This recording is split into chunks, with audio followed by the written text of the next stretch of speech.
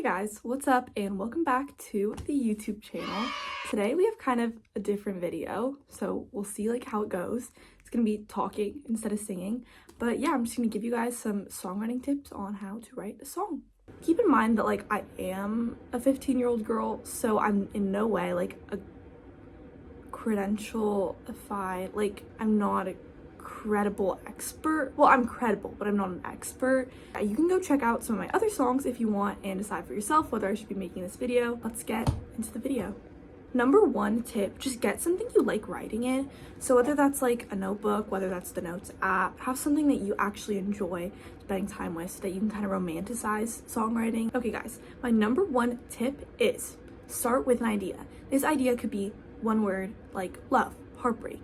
It could be a whole paragraph, like one time my boyfriend cheated on me with my best friend and then they broke up with me and ran off together. It could be a whole entire novel, but it just needs to be something that you can kind of build off of and make into a great song. Sometimes if I don't have the best idea, and this is one of my number one tips, like most important tips, I write a whole rant in my notebook about how I feel.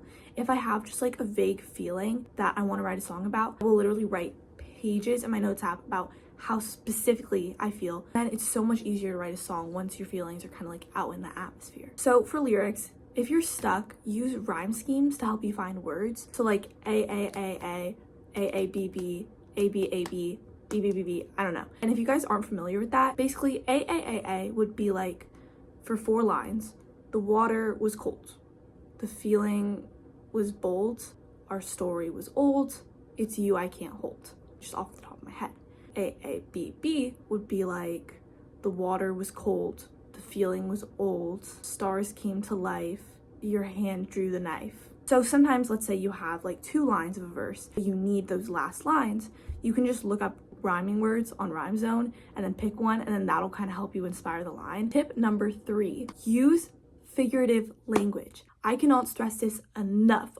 All of your English work should be coming in handy when you're writing a song. You should be whipping out metaphors, similes, alliteration, imagery, all of that stuff. Instead of just like loving him was bad, you could say loving him was like eating a bite of a rotten apple or something like that. However, if you get too carried away with the metaphors and the figurative language, it can be hard for people to decipher and actually know what you're talking about. So you do want a good balance of simple lyrics and interesting lyrics. Okay, I might actually put this tip first because this is just like the most basic yet useful tip. Just follow a standard song format when you're starting out. It makes your life so much easier. So you're gonna want to do verse, pre-chorus, chorus, verse 2, pre-chorus, chorus, bridge, chorus. You're welcome. Let's say you write verse, pre-chorus, chorus.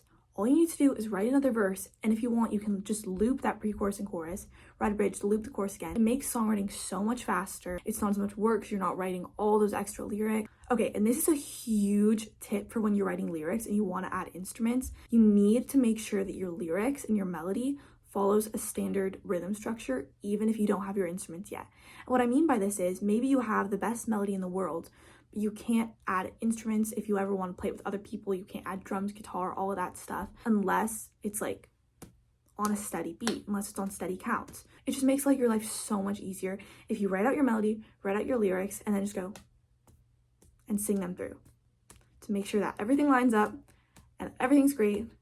And you can think of great strumming patterns on your guitar and great things on your piano. Everything will be so much easier. Guys, if you ever want to record your songs in a studio, make sure that you can play to a click. You could literally Google metronome, but metronome apps have a feature where you can tap out a rhythm, like finds the beats per minute. Use that, sing through your song while you're like tapping a little bit, and then get your rhythm and then practice to that metronome. You don't need to practice all the time. For live performances, I like it to be a little more atmospheric, so I don't always play my songs like on the steady metronome, but you need to be able to play your songs steadily so that if you ever get into a recording studio, you can just go like that, because playing to a click is an essential skill that you're gonna need for your whole entire career, and you need your songs to follow 1, 2, 3, 4, 1, or it could be like 1, 2, 3, 1, 2, 3, whatever you want to a click. All right guys, now it's time to get into the chords. You obviously don't need to play an instrument to write a song, but like you kind of do. You just need to add some sort of music if you want it to be like an actual song and not just like a poem. But if you're writing poetry, that's great for you. I'm happy for you. For songs, you're gonna need some sort of instrumental knowledge to be a songwriter. Okay, my number one tip if you're not super familiar with chords is to pick a pretty simple pattern and look into the Nashville number system, because this is gonna help you so much. Okay, so I'm just gonna try to sum this up like the best I can in the simplest way possible. But if you're not familiar with music theory, like I definitely suggest looking into it. But basically, every key has like 7 notes, or every key has 7 chords. In the key of G, your 1 chord is G. Your 2 chord, A minor. Your 2 minor. Your 3 minor is B minor. Your 4 is C. Your 5 is D. Your 6 minor is E minor. And your 7 diminished is F sharp diminished. And yes, I did just read that off of the internet, so let's not come for me. So what I'm trying to say is, if you have pretty rudimentary knowledge of music theory and the Nashville number system, you can literally just Google this. You can create chord progressions so easily. For example, a lot of pop songs use 1, 4, 5. So in the key of G, that would be G, C, D.